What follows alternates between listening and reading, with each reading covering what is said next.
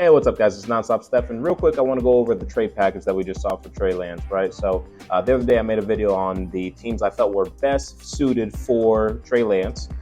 This would be beneficial for both the team and beneficial for him.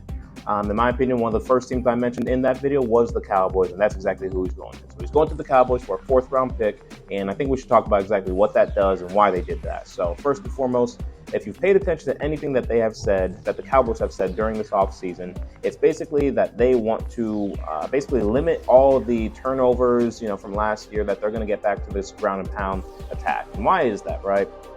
A big focus for the offense going forward is going to be to emphasize the run game. Now, the idea behind that is that obviously last year, Dak had a very bad year when it came to the interceptions, led the league in interceptions, right? So they're going to play a lot more conservative.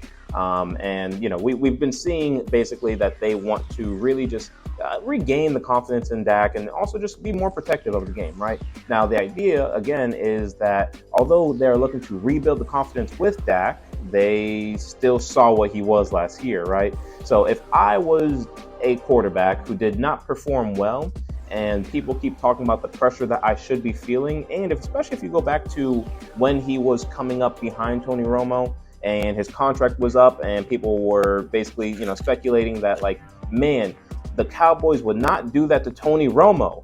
Why are they doing that to Dak, right? So they kept on holding out, and when it came to Dak, it felt like, I don't know if there's maybe some level of issue between Dak and the franchise, but hey, listen, they have to find ways to keep him motivated and playing at the level that I think that they think he can be, which I believe he can be, but who knows, right? In my top 10 quarterback video, he was included in there because I believe he can return to a top 10 quarterback status. And this type of trade is what makes that possible in my eyes, right? You are now bringing another quarterback in the room who is a high-profile quarterback, right? This is not just some scrub. This is someone that another franchise deemed worthy to trade 3 first-round picks to get to. This is not just some random guy. This is Trey Lance we're talking about, right? Now, although he has not looked as good as we want him to look so far, that does not mean that he can't be fixed, right? He's still young. Let's not get it twisted. He hasn't played a lot after high school. He's had something like 450 snaps in game since that. I'm talking college and in the NFL. It's not like he's not really he's not done a lot, right? So, but the point being is that they now just brought someone who can go in there and challenge Dak Prescott. The idea is not that he's going to be able to surpass Dak. Now, that's not going to happen this year. That's not going to happen. But if Dak was to play poorly enough, I wouldn't be surprised if we saw him get pulled out a game or two. I would be worried about the confidence of Dak and the confidence behind this franchise, behind Dak if you ever pull him out ever. But the idea at least is there's going to be another quarterback in that room who's going to be working hard to prove himself. He's going to be working hard to try to prove why he deserves to be that number 3 overall pick that year. He's going to be working hard to prove himself why the 49ers made a mistake.